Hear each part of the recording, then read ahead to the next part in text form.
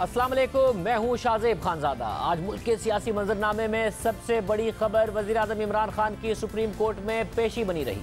Supreme court में आज जब सानह आर्मी पब्लिक स्कूल खुद नोटिस केस की समाअत हुई तो अटॉर्नी जनरल हुकूमत की तरफ से पेश हुए और फिर मोसेस बेंच ने उनसे पूछा कि 20 अक्टूबर के अदालती हुक्म पर क्या जिम्मेदारान के खिलाफ मुकदमा दर्ज हो गए? क्या साबिक आर्मी चीफ, DGI, साबिक वजीर दाखिला और वजीर आला समेत दीगर जिम्मेदारान के खिलाफ मुकदमा दर्ज हुआ? तो अटॉर्नी जनरल ने मौक़िफ़ इख्तियार किया कि आला हुक्काम के खिलाफ कोई FIR दर्ज नहीं हो सकती। इस पर जब चीफ जस्टिस ने अटॉर्नी जनरल से सवाल किया कि क्या वजीर आजम ने अदालती हुक्म पढ़ा है, तो अटॉर्नी जनरल ने जवाब दिया कि वजीर आजम को अदालती हुक्म नहीं भेजा था, उन्हें इससे आगाह कर दूंगा। फिर चीफ जस्टिस ने बरहमी का इजहार करते हुए रिमार्क्स दिए कि अटॉर्नी जनरल साहब, ये संजीदगी का आलम है, वजीर आजम को बुलाएं, उनसे खुद बात करेंगे, ऐसे नहीं चलेगा। अदालती हुक्म पर तकरीबन 2 घंटे बाद वजीर आजम इमरान खान अदालत में पेश हुए। चीफ जस्टिस गुलजार अहमद ने वजीर आजम को रोस्टरम पर बुलाया और फिर 3 रुकनी बेंच का वजीर आजम से मुकालमा शुरू हुआ। जस्टिस एजाजुल हसन ने रिमार्क्स दिए कि वालदैन की तसल्ली कराना जरूरी है, वालदैन चाहते हैं कि उस वक्त के हुक्काम बाला के खिलाफ कार्रवाई हो। चीफ जस्टिस ने वजीर आजम से सवाल किया कि जी बताएं खान साहब, अब तक क्या कार्रवाई हुई? वज़ीर आज़म ने जवाब दिया कि जो मुमकिन इक़दाम हो सकते थे हमने किए, हमारी उस वक्त सूबे में हुकूमत थी। जस्टिस एजाजुल हसन ने इस्तफसार किया कि रिपोर्ट के मुताबिक कोई खुसूसी इक़दाम नहीं उठाए गए, हुकूमत ने कोई अहम इक़दाम उठाए हैं तो अदालत को बताया जाए। इस पर वज़ीर आज़म ने मौक़िफ़ इख्तियार किया कि जब यह वाक़या हुआ तो मैं फ़ौरन पेशावर पहुंचा था और वालिदैन से मुलाकात की थी। चीफ जस्टिस ने फिर सवाल किया कि रियासत ने बच्चों के वालिदैन को इंसाफ दिलाने के लिए क्या किया? इस पर वज़ीर आज़म ने जवाब दिया कि मैं तो उस वक्त हुकूमत में ही नहीं था। इस दौरान जस्टिस काजी अमीन ने रिमार्क्स दिए कि मीडिया रिपोर्ट्स के मुताबिक आप तो उन लोगों से मुज़ाकरात कर रहे हैं। इस पर वज़ीर आज़म ने कहा कि 1 मिनट जज साहब, मुझे बात करने का मौका दें, मैं एक एक करके वजाहत करता हूँ। इस दौरान चीफ जस्टिस ने रिमार्क्स दिए कि हमें आपके पॉलिसी फैसलों से कोई सरोकार नहीं है, हमें ये जानना है कि इतने साल गुजरने के बाद भी मुजरिमों का सुराग क्यों नहीं लगाया जा सका। 7 साल से किसी बड़े के खिलाफ कार्रवाई नहीं हुई, शोहदा के वालिदैन को सुनने वाला कोई नहीं है, सिपाही से पहले जिम्मेदार आला अफसरान थे, ये तमाम मराहत गार्ड ऑफ ऑनर के साथ इंजॉय कर रहे हैं, फौज के उस वक्त के करता धरता मराहत के साथ रिटायर हो गए। हमारे पास दुनिया की सबसे बड़ी इंटेलिजेंस एजेंसी है, APS के वाक़े के वक्त हमारी इंटेलिजेंस एजेंसी कहाँ थी? जस्टिस काजी अमीन ने रिमार्क्स दिए कि मजलूम का साथ तो यही है कि जालिम के खिलाफ कार्रवाई हो। मिस्टर प्राइम मिनिस्टर, हम कोई छोटा मुल्क नहीं है, हमारी दुनिया की 6ठी बड़ी आर्मी है। इन्हीं मुजरिमों को आप मुज़ाकरात की मेज़ पर ले आए हैं, क्या हम दोबारा इनके सामने सरेंडर कर रहे हैं? इस पर वज़ीर आज़म ने मौक़िफ़ इख्तियार किया कि तालिबान की हुकूमत आने के बाद दाइश, TTP और बलोच अलहदगी पसंद पाकिस्तान आ गए हैं। 2.5 लाख लोग पाकिस्तान के रास्ते बाहर भी गए हैं। दहशतगर्द उन 2.5 लाख लोगों की आड़ में पाकिस्तान में रुपोश हुए हैं। हमारी सारी सिक्योरिटी एजेंसीज मुमकिन खतरात से निपटने के लिए इक़दाम कर रही हैं। हमें समझना होगा कि अफगान सूरत हाल की वजह से खतरात हैं।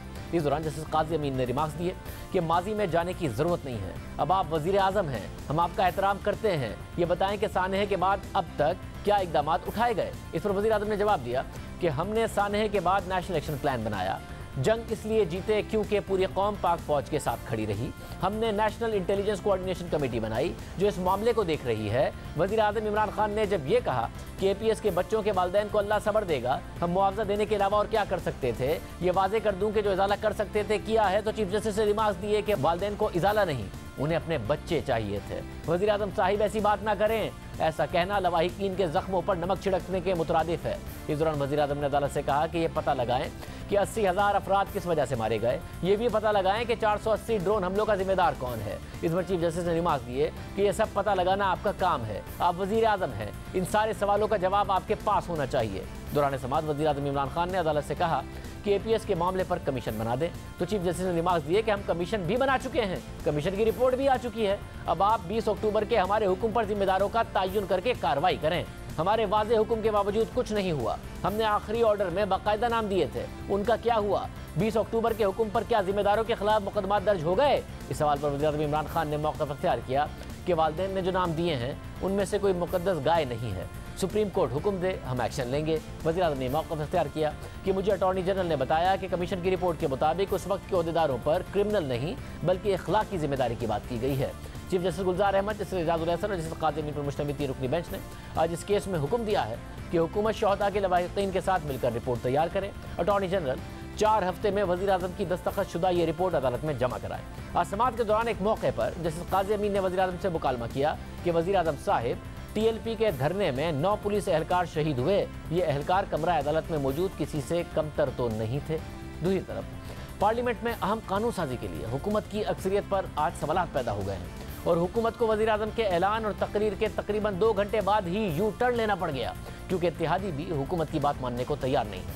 हुकूमत के अपने इत्तेहादियों ने भी इंतखाबी इस्लाहात और नैब से मुतालिक हुकूमती बिल पर तहफ़्फ़ुज़ात का इज़हार कर दिया है, जिसके बाद हुकूमत ने कल पार्लियामेंट का मुश्तरका इजलास अचानक मुलतवी कर दिया है और अपोजिशन इल्ज़ाम लगा रही है कि हुकूमत के पास अब नंबर्स ही पूरे नहीं हैं, उनके अपने अराकीन और इत्तेहादी उनके साथ नहीं है, इसलिए हुकूमत ने खौफ से इजलास मुलतवी किया है। अहम बात यह है आज ही सदर पाकिस्तान आरिफ अलवी ने कल यानी 11 नवंबर सुबह 11 बजे पार्लियामेंट का मुश्तरका इजलास तलब किया था और उसका नोटिफिकेशन भी जारी कर दिया था और वज़ीर आज़म इमरान खान ने आज सुप्रीम कोर्ट में हाजिरी के बाद कल मुश्तरका इजलास के लिए हिकमत अमली बनाने के लिए अराकीन पार्लियामेंट को दोहराना दिया, जिसमें हुकूमती इत्तेहादी भी शरीक थे और वज़ीर आज़म ने अराकीन पार्लियामेंट से खिताब करते हुए कहा कि वो इंतखाबी इस्लाहात को जिहाद समझकर कल मुश्तरका इजलास में शिरकत करें।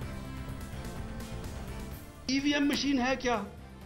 बेसिकली ये होता है जिस तरह एक कैलकुलेटर होता है कि वोट सारी पंच की, जैसे इलेक्शन खत्म हुई दोबारा रिजल्ट आ गया। किसने अपोज किया? सारी ऑपोजिशन ने और फिर इलेक्शन कमीशन। मैं चाहता हूं कि इसमें आपने पूरी तरह इसको एक नेशनल इशू बना के इसमें पूरी शिरकत करनी है। आप सब ने इसको कामयाब करना है, क्योंकि ये आपका मुकाबला माफिया से है।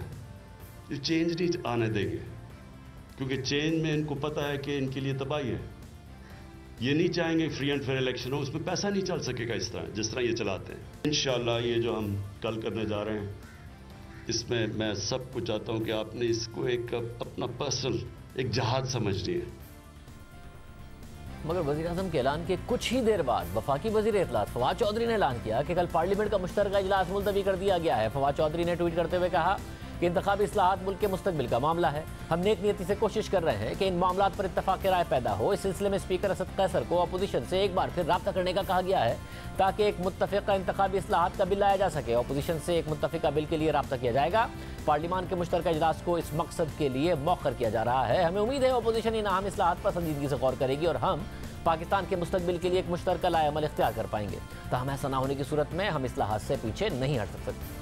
फवाद चौधरी ने दावा किया कि एक मुत्तफ़िक़ा बिल लाने के लिए इजलास मुलतवी किया गया, मगर फवाद चौधरी के दावे के बाद ये खबरें सामने आईं कि इत्तेहादियों को भी इस बिल पर तहफ़्फ़ुज़ात हैं और फिर बाकायदा एमक्यूएम के रुकन और वफाकी वज़ीर अमीनुल हक ने जियो न्यूज़ पर इन तहफ़्फ़ुज़ात का इज़हार भी किया। हमारी स्ट्रॉन्ग रिजर्वेशन ईवीएम भी है और नैब की जो कुछ चलाने में इसके ऊपर भी एमक्यूएम पाकिस्तान ने रिजर्वेशन का इज़हार किया। न सिर्फ ये कि एमक्यूएम बल्कि काफ लीग का भी इस पर रिजर्वेशन मौजूद था। मैं समझता हूँ कि हमारी आज दोपहर के खाने के वक्त जो है मोना सलाई से भी और चीमा साहब से भी तफसीली मुलाकात हुई थी, बातचीत भी हुई थी और उनकी भी ये राय थी कि तमाम चीजें जो इतनी जल्दी में बुलाई गई है, इसको बेहतर ये है कि वो भी अपनी सीईसी के मेंबरान के साथ जो है मशावरत करना चाहते थे और एमक्यूएम के भी अर्थ है कि हम ये तमाम चीजें जो हमें बता रहे हैं हम अपने राब्ता कमेटी के पास लेके जाएंगे, राब्ता कमेटी से मशावरत करेंगे और फैसला करेंगे। वली वज़रा कह रहे हैं कि मुत्तफ़िक़ा बिल और अपोजिशन से राब्ते के लिए कल का इजलास मुलतवी किया गया, जबकि खुद हुकूमती इत्तेहादी कह रहे हैं कि हमारे भी तहफ़्फ़ुज़ात दूर नहीं किए गए, जबकि अपोजिशन ने पार्लियामेंट का मुश्तरका इजलास मुलतवी करने पर हुकूमत पर इल्ज़ाम लगाया है कि उनके नंबर्स पूरे नहीं हैं। नून लीग के सदर शहबाज शरीफ ने रद्दअमल देते हुए कहा कि अपने इत्तेहादियों ने हुकूमत पर अदम एतमाद का इजहार कर दिया है। ये काले कानून बदनीति से लाना चाहते थे और उसको स्टीम रोल करना चाहते थे।